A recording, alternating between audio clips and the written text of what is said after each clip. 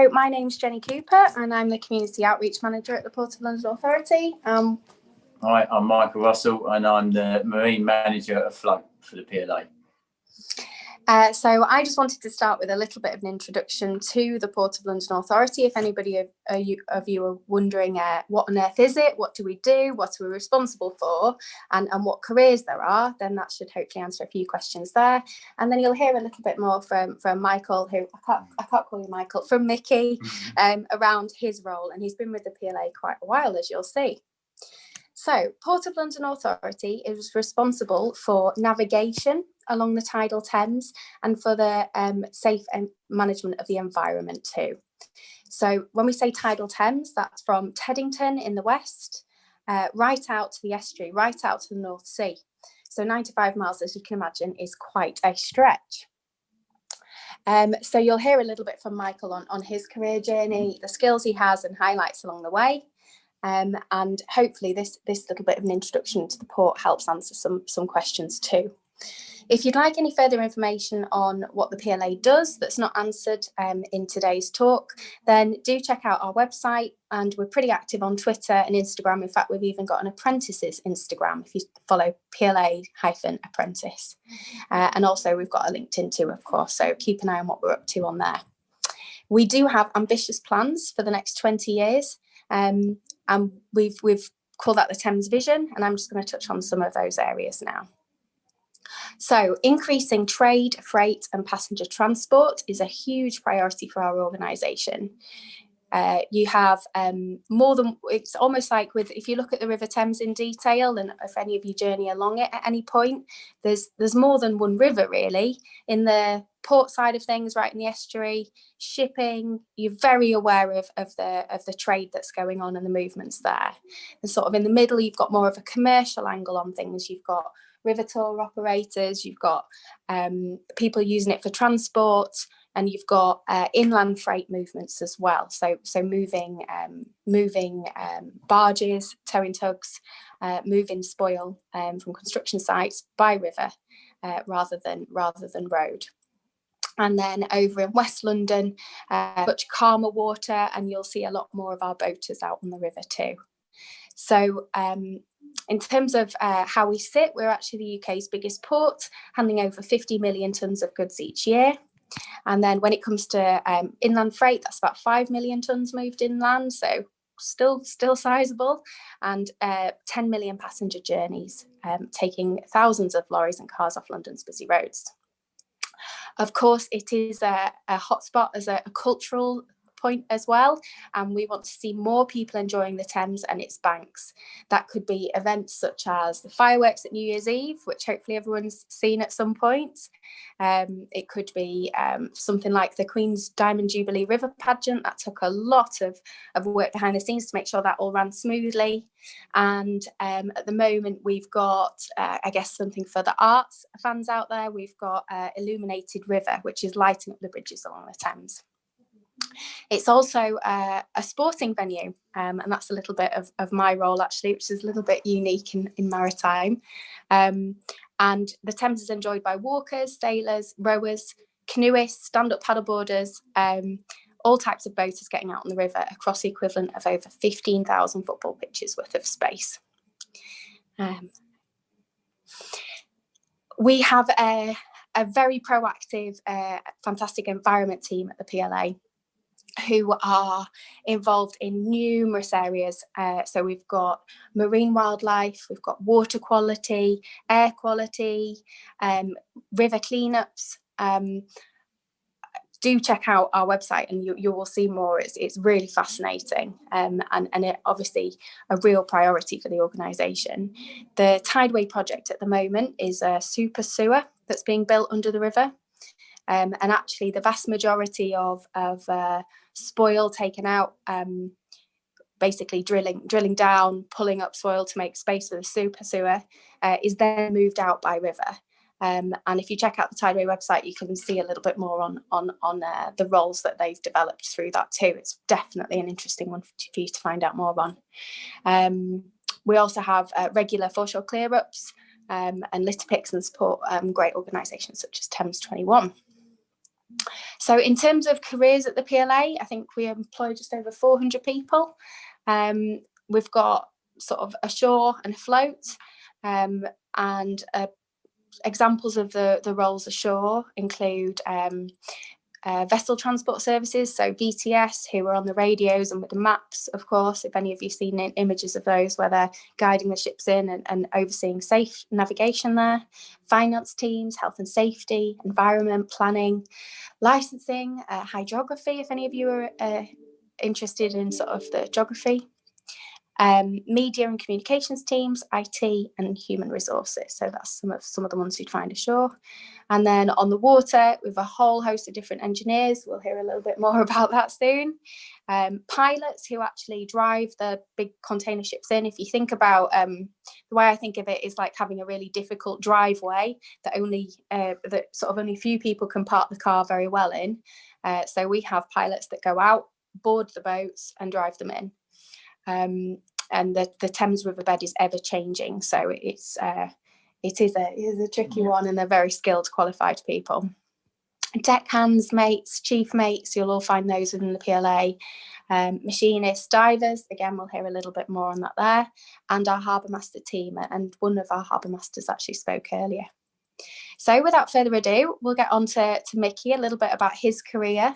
And we will also share with Maritime UK some slides that accompany this too. So over to Mickey.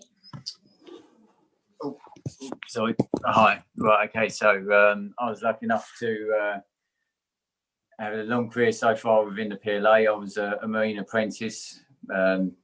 Originally, they used to be 5 years long, so quite a long apprenticeship time. It's a bit shorter now, down to 3 years. But in that time, they allowed us to get a really good understanding of all the different aspects of the company and how the River Thames works. So we'd work out in the estuary to central London to Richmond, all the different craft, and you were extra to the crew. So you were always given the space to learn and just feast on everyone else's knowledge, well supported, and plenty of courses as well, from things like sea survival, firefighting, first aid, all the essentials you need.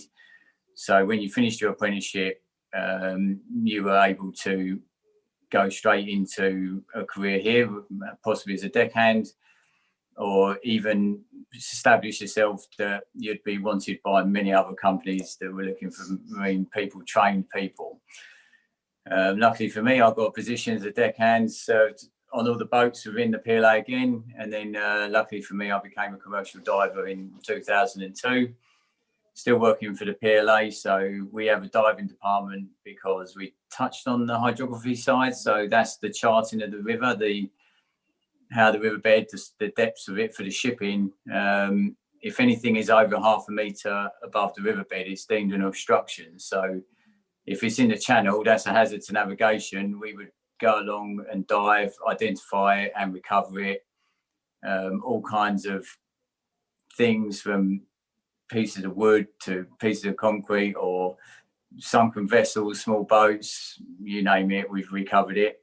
And that was really interesting. You know, it's not for everyone. Diving in the Thames is certainly not the Maldives. You can't see anything.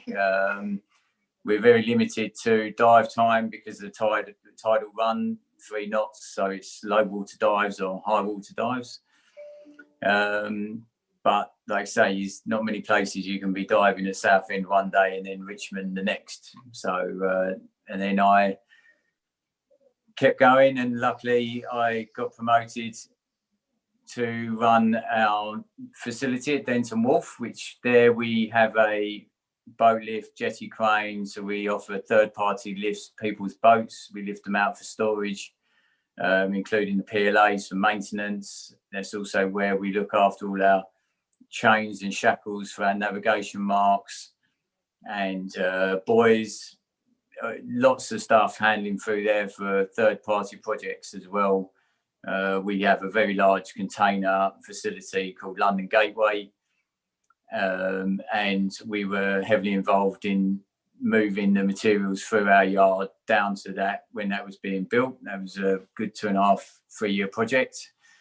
And we've got what we call the berth has 24-hour water, so there's always a tide alongside, so people use Denton a lot because they can always get their boat to load their equipment and get away. And then from there I've managed to get promoted again to become the marine manager of float. So my role is now looking after all of the craft within the marine services fleet, their day-to-day operations, dealing with third-party contractors for when they may need lifts or different things transported, supporting foreshore clear-ups, laying baskets, collecting the rubbish from the foreshore. The list is endless. I could sit here and bore you to tears, but it's so much. What it's allowed me to do is gain so many good life skills, from problem solving to dealing with customers to managing people, getting the best out of them, just learning from people with years of experience. It's really, really interesting. And like I say, I've been into my 20 odd years now, so it can't be that bad. It can't be that bad. One of the things I found really interesting, Ricky, when you talk about is effectively it's like you get to play with really cool toys all day. So what sort of equipment are you able to use? What have you become qualified in through Maritime? The company made a major investment a few years ago and replaced our largest vessel called the London Titan. Several £1 million worth of boat that we get to use to go to work in every day. And that's, how many people can do that? Our boat lift is remote control. That's another very expensive piece of kit, but it's there for us to use. We get trained properly, and then it becomes just part of our toolkit to make sure we can do our job properly. We obviously get to learn to drive all various kinds of craft, from high speed ribs to workboats and tugs to pilot cutters to harbour patrol launches. The list, it just goes on. And like I say, the beauty is we get given that paid. You actually get paid to learn to do that and getting the proper training and grounding to get a full understanding here at the PLA. And it sets you up well to move on into the maritime sector. Yeah. And then in terms of soft skills, so not just the practical stuff, but what other things have you had to develop over that time? Like you say, the good one is, dealing with obviously members of the public is a big one. You're working for the PLA, so you're very well recognised. You're always the first on scene sometimes, especially foreshore clear-ups is a great one. You've got volunteers there that are willing to give up their time to come and try and make a difference. So there you are, you need to muck in with them and help. And they always they're so interested in your job. So you got to come across as, make sure that's good. And also with Denton, dealing with third-party contractors, berth operators who need your help to keep the berth operational. So obstruction removal, they need it done yesterday, so to speak. So it's managing their expectations and explaining to them why, tides and different things. So that really helps set you up in life, and just generally being able to get the best out of the people that you manage. Brilliant. And what would you say are like the best things about the job? I'm not going to lie, summertime is one of the good times. Obviously, if being outside, getting told where have you been on holiday, and it's not, you've actually just been at work, that's good. Obviously, there's the flip side to that there is the winter to go through, and you have to be prepared for that. But hey, like I say, you can't have it all good. The variety of location is massive, and the fact that you may visit the same location several times, but things change from weather to wind direction, and so it's always keeping you on your toes, and you can plan to think you know what you're doing the following day, and then overnight it all changes and something else has fallen into the river, or a light is out on the navigation mark, and all your plans are changed. And it's about thinking on your feet and adapting to what you've got to hand to make sure that we keep that safety and navigation up and running. And that finishes things for us. If anybody has any questions that they'd like to ask. Perfect. Thank you so much.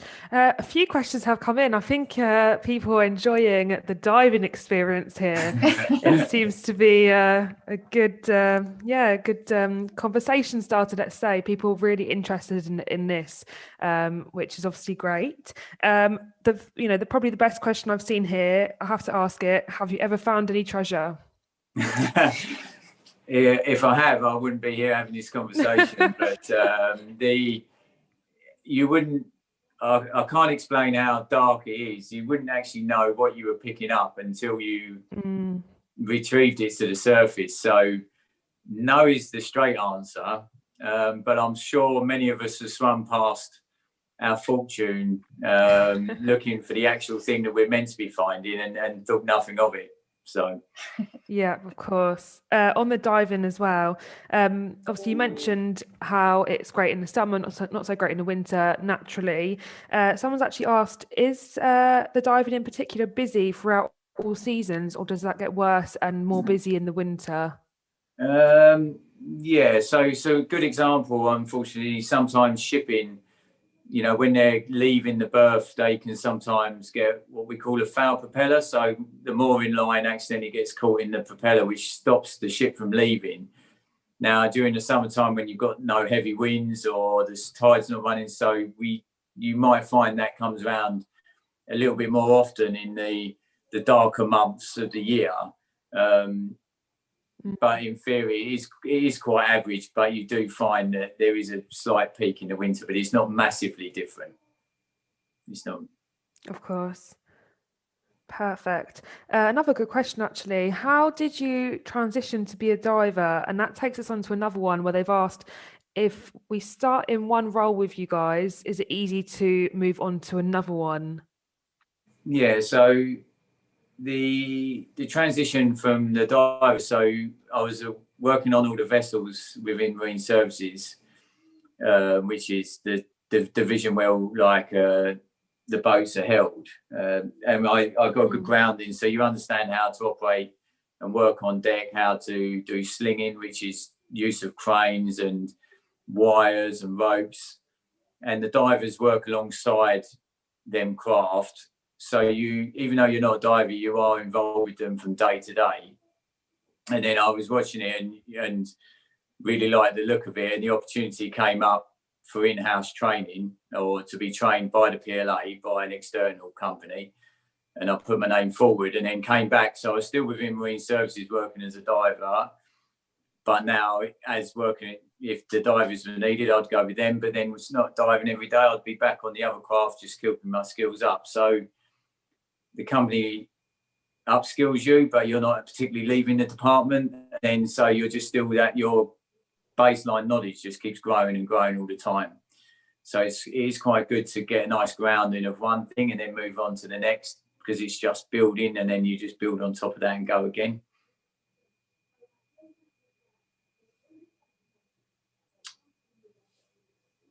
Oh.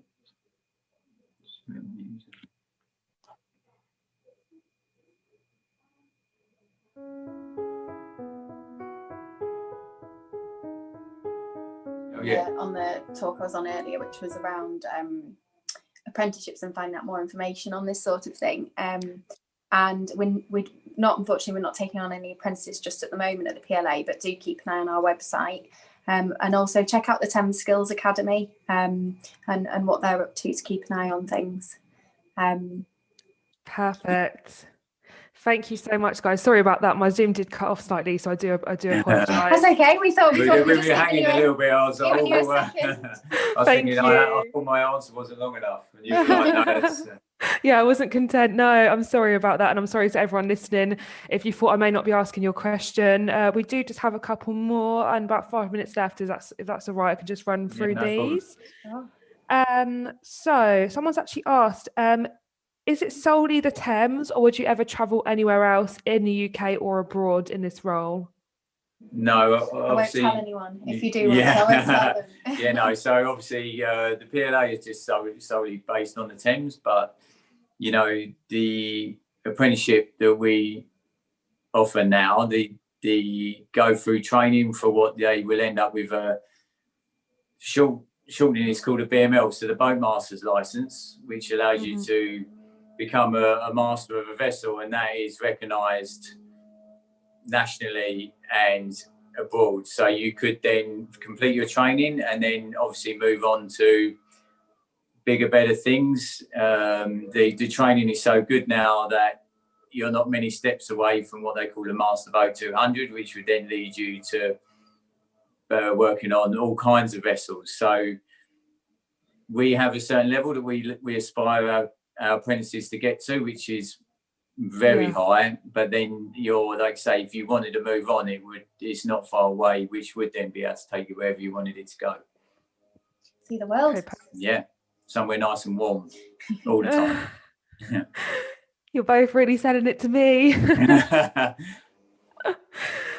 Perfect. And another question here. So you mentioned earlier, obviously, there's a range of roles, both on and offshore. I think you obviously mentioned from anything from kind of IT to HR, to obviously anything in the water. So people have asked here. We've had a few questions coming around qualifications. Do you need to qualify in anything specific, or could you, for example, be qualifying in IT and get a role with you guys? I mean, do you need to come in via a specific option? No, I think it's definitely worth pointing out that with it being the Thames and such a fantastic river with all the variety on it, we've got a really the whole organisation is passionate about the river. So I think having that interest in what you're working in, wherever it is you work, whatever role, whatever industry, is important and will always show in an interview. But say, for example, IT, I'm sure we've got a couple of people who've perhaps not been on a boat yet, and no, they don't necessarily have sort of any of the on water skills, but that passion and interest in the river would definitely be important. It's what you're working on every day. It needs to be something that you find enjoyable, of course, too. Of course. Okay, perfect. Well, that's really good to know. I think for everyone watching that, it's not necessarily restricted on how you can get into work with you guys, which is great. Another question here I think, sorry, just to mention, I imagine that will be similar with some of the other ports in the country as well. They will need, office management and office position roles across all scales of the ports in the UK, I'm sure. That's good. That's really good. So you're very, very much open to anyone who wishes to join. Yes, another question here. Do you look after the leisure boat trips on the Thames too? So I guess this is all the party boats and that maybe. Yeah, so we refer to them as, well, they're called Class 5 vessels. They're the large tourist boats you see, the sightseeing ones, or the ones you can privately hire. And no, we don't we don't run them. No, they're usually privately owned companies, and their licensing is dealt with by the MCA, so the Marine Coast Guard Agency. So they follow. They are the governing body that look after the Class 5s. Yeah. Okay, perfect. So for the person who asked that question, we cannot be getting any discounts on the party boats, unfortunately. No. If you had a bad trip, you can't send your complaints to us on the boat. Awesome. And the last question, which is perfect timing with 3 minutes left.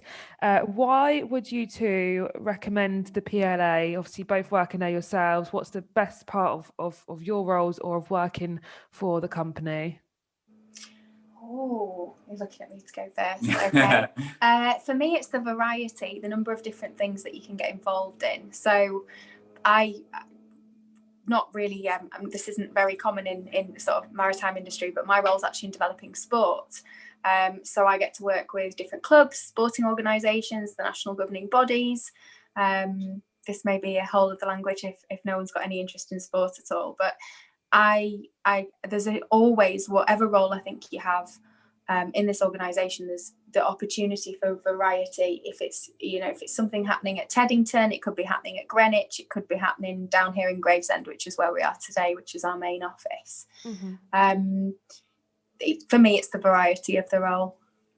Yeah, and for me, it's the mixture, the people I work with in terms of the whole company. So we said we have over 400 employees, and I would say that, I wouldn't say you work with all of them because that'd be quite hard, but in terms of civil engineering that you think is buildings, but we will, at some point, our paths will cross because there'll be something that they need to do next to the river, or the hydrographic department, or IT need to get out on the river, or the harbour master. And for that reason, you really don't just end up in little pockets and no one knows one another. Everyone intermingles, and it is a really nice place to work because it is a really friendly place, and everyone's knowing their little corners basically. So that's a good thing about it. Oh, lovely. It really does sound like a great place to work, and it's been lovely speaking to both of you. Thank you so much for giving everyone a bit of an insight into PLA, and also, I guess, a bit of advice as well. So, yeah, it's been really interesting. If anybody, of course, wants any more information, then please check out the PLA website. We've also got a link to the website on the Maritime UK careers page, so do check that out. I might be looking myself just to get a tan in the summer, like you mentioned. That's great though, guys. Thank you so much. Take care. Thank you very much.